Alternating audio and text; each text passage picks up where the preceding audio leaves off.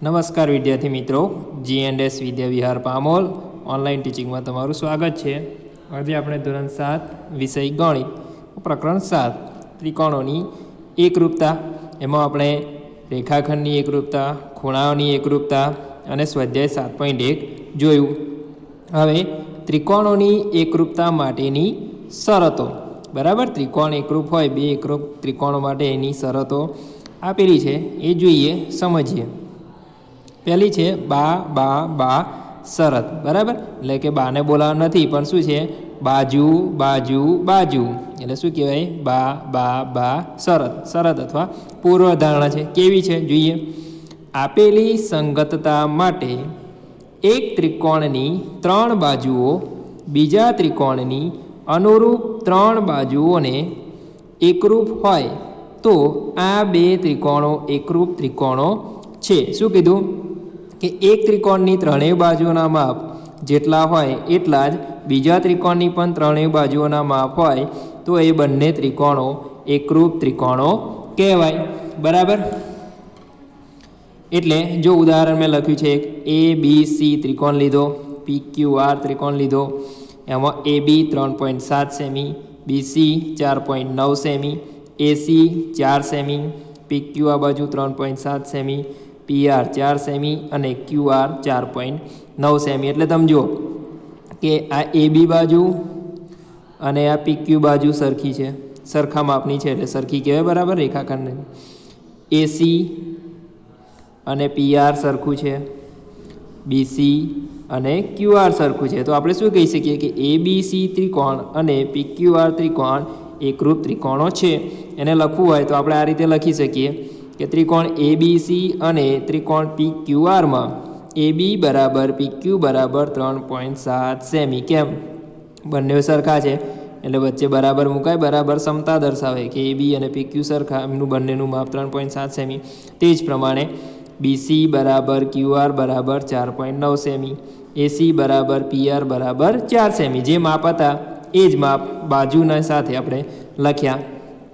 આગળ, ત્રિકોણ ABCની ત્રણેય બાજુઓના માપ જેટલા ત્રિકોણ PQRની ત્રણેય બાજુઓના માપ છે, કે જેટલા બાજુઓના માપ આના છે એટલા જ બાજુઓના માપ આના છે, તો માટે બંને ત્રિકોણો બા બા બા શરતને આધીન એકરૂપ છે। જો બા બા બા કેમનું થયું, બાજુ બાજુ બાજુ બાજુ બાજુ બાજુ, એટલે બા બા અને બા, બા બા અને બા, ત્રણ વાર બા, તો શું લખી શકાય કે અહીં A સંગત P, B સંગત Q, C સંગત R, બરાબર। એના બિંદુઓ પણ સંગત હોવા જોઈએ। જો હું આ PQR ત્રિકોણ છે એને ઉઠાઈને અહીં મૂકીશ તો કેવી રીતે બંધ બેસતો આવશે, તો A અને P બિંદુઓ એકબીજા ઉપર આવશે, B અને Q એકબીજા પર આવશે, C અને R એકબીજા પર આવશે, બરાબર।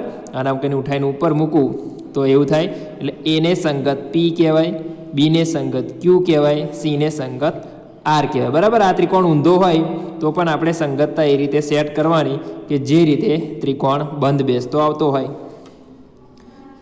તો માટે એકરૂપતા માટેની સંગતતા શું થશે, ABC એકરૂપ PQR, તો એને સંકેતમાં આપણે કેવી રીતે લખી શકીએ, ત્રિકોણ ABC એકરૂપ ત્રિકોણ PQR લખાય, બરાબર। એકરૂપતાની નિશાની આપણે ખાલી શું ધ્યાન રાખવાનું કે આ સંગતતા બરાબર આવી જોઈએ, બરાબર। અહીંયા તો બે ત્રિકોણ સરખા છે, અને ઉઠાઈને અહીં તમે મૂકશો તો એ કમ્પ્લીટ આવી જશે। એ જ રીતે આ બીજું ઉદાહરણ છે, બરાબર।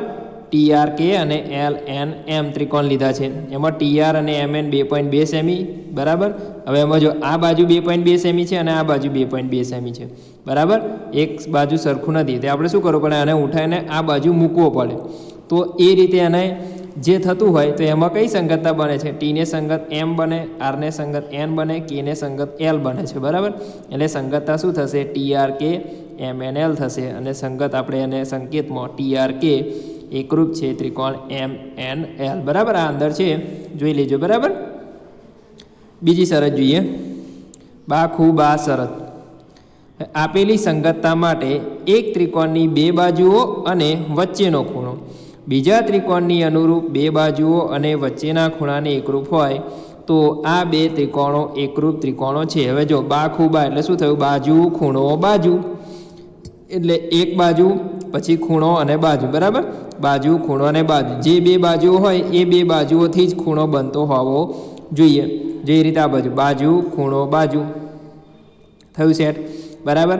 બાજુ, ખૂણો, બાજુ, બા, ખૂ, બા, બાજુ, ખૂણો, બાજુ, બા, ખૂ, બા, બરાબર? જેવું એનું નામ એવી એની અહીંયા વ્યાખ્યા. એટલે કે બાજુ હોય, ખૂણો હોય અને બાજુ હોય, બાજુ હોય, ખૂણો અને બાજુ. હવે જો આ બાજુ, ખૂણો અને બાજુ, આ બાજુ, બાજુ અને અહીંયા ખૂણો આપ્યો હોય તો એકરૂપ કહેવાય નહીં, બરાબર? ખૂણો કયો હોવો જોઈએ? જે બે બાજુઓના માપ છે એ બે બાજુઓથી જ ખૂણો બનતો હોવો જોઈએ. તો આ બંને ત્રિકોણો કેવા કહેવાય? એકરૂપ ત્રિકોણો કહેવાય. એમાં જો AB અને DE, AC અને DF એ બના માપ સરખા છે. આ ખૂણો A અને ખૂણો D 80° છે, બરાબર? જો આ બાજુ જોઈએ, ABCમાં AB બરાબર DE બરાબર 3 સેમી, AC બરાબર DF બરાબર 2.5 સેમી. ખૂણો A અને ખૂણો D કેટલો છે? 80° છે. તો એમાં શું થશે? બે બાજુઓના માપ અને ખૂણાનું માપ જેટલું જ ત્રિકોણ DEFનું માપ છે. એટલે સંગતતા A ને સંગત D, B ને સંગત E, C ને સંગત F, એટલે સંગતતા થશે ABC સંગત છે DEF. તેને સંકેતમાં લખાય ત્રિકોણ ABC એકરૂપ ત્રિકોણ DEF. એ જ પ્રમાણે બીજું ઉદાહરણ છે, બરાબર? બીજું ઉદાહરણ પણ એવું છે. જો ABC ત્રિકોણ લીધો છે, RPQ લીધો છે. આ 3.5 સેમી, AC RQ સંગત, BC અને PQ એક સમાન છે. ખૂણો C અને ખૂણો Q સમાન છે. એટલે સંગતતા કઈ થશે? તો ખૂણો અને ત્રિકોણ ABC એકરૂપ ત્રિકોણ RPQ, બરાબર? એને સંગત આને ઉઠાવીને તમે માન મૂકશો તો એ બંધ બેસતો આવી જશે, બરાબર? ત્રીજી શરત જોઈએ, ખૂ બા ખૂ શરત. હવે જો આમાં શું આવશે તો આપણને જોઈને જ ખબર પડી જાય કે ખૂણો, બાજુ અને ખૂણો, બરાબર? કે આપેલી સંગતતા માટે એક ત્રિકોણના બે ખૂણા અને વચ્ચેની બાજુ, જે બે ખૂણા હોય એ બે વચ્ચેની બાજુ, બીજા ત્રિકોણના અનુરૂપ બે ખૂણા અને વચ્ચેની બાજુ સાથે એકરૂપ હોય તો આ બે ત્રિકોણો એકરૂપ ત્રિકોણો છે. તો આ બે ત્રિકોણને કેવા કહેવાય? એકરૂપ ત્રિકોણો કહેવાય. જોઈએ, પહેલું ઉદાહરણ છે. જો ખૂણો ત્રિકોણ ABC અને ત્રિકોણ DEF લીધો છે, બરાબર? એમાં ખૂણો A અને ખૂણો F, ખૂણો A અને ખૂણો F 40° છે, 40° છે. ખૂણો B અને ખૂણો E 60°, ખૂણો B 60°, ખૂણો E 60°. ચલો ખૂણા સરખા થઈ ગયા. હવે બાજુ, કઈ બાજુ? તો વચ્ચેની બાજુ. એમાં હવે આ બાજુ કે આ બાજુ હશે તો ચાલશે નહીં. આ બે ખૂણાની વચ્ચેની બાજુ કઈ થાય? તો આ AB, અને આમાં કઈ થશે? EF થશે. તો એ બંનેના માપ સરખા હોવા જોઈએ. તો EF અને AB બેઉના માપ 4 સેમી છે. AB બરાબર EF બરાબર 4 સેમી છે, બરાબર? સરખું થયું એટલે શું થયું? ખૂણો, બાજુ, ખૂણો, ખૂણો, બાજુ, ખૂણો થઈ ગયું. એટલે સંગતતા લખી કાઢાય. સંગતતા શું થશે? તો જો A ની જોડે F આવે એટલે A ની જોડે આપણે F લખવાનું, B ની જોડે E આવે, B ની જોડે E આવે એટલે B ની જોડે E લખવાનું, અને C ની જોડે D આવે એટલે C ની સામે D આવે, બરાબર? એ રીતે સંગતતા સેટ કરવાની. ABC FED તેના ત્રિકોણ એકરૂપ છે. તો કઈ રીતે લખાશે? ABC એકરૂપ ત્રિકોણ FED, બરાબર? એમાં પણ બીજું ઉદાહરણ લખ્યું છે. ત્રિકોણ આપ્યો છે KTRK, બરાબર? અને ત્રિકોણ MNL, એમાં જો ખૂણો K અને ખૂણો L, ખૂણો L બરાબર ખૂણો K બરાબર 60°, 30, ખૂણો N ખૂણો R 30°, આ અને આ 30° છે. KR બરાબર LN બરાબર 5 સેમી, KR અને LN બેઉ 5 સેમી છે, બરાબર? એટલે ખૂણો, બાજુ, ખૂણો, ખૂણો, બાજુ, ખૂણો સરખું છે. ખૂ બા ખૂ, ખૂ બા ખૂ. તો સંગતતા એની TRK MNL થાય. માટે ખૂ બા ખૂ સરસ સંતોષાય છે. T ને સંગત M, R ને સંગત N, K ને સંગત L છે. માટે ત્રિકોણ PQR એકરૂપ ત્રિકોણ MNL લખી શકાય, બરાબર? સહેલું છે. ખાલી તમારે આ સંગતતા સમજવાની છે કે કઈ સંગતતાના આધારે આપણે એની એકરૂપતા દર્શાવી. છેલ્લી શરત છે કા ક બા શરત.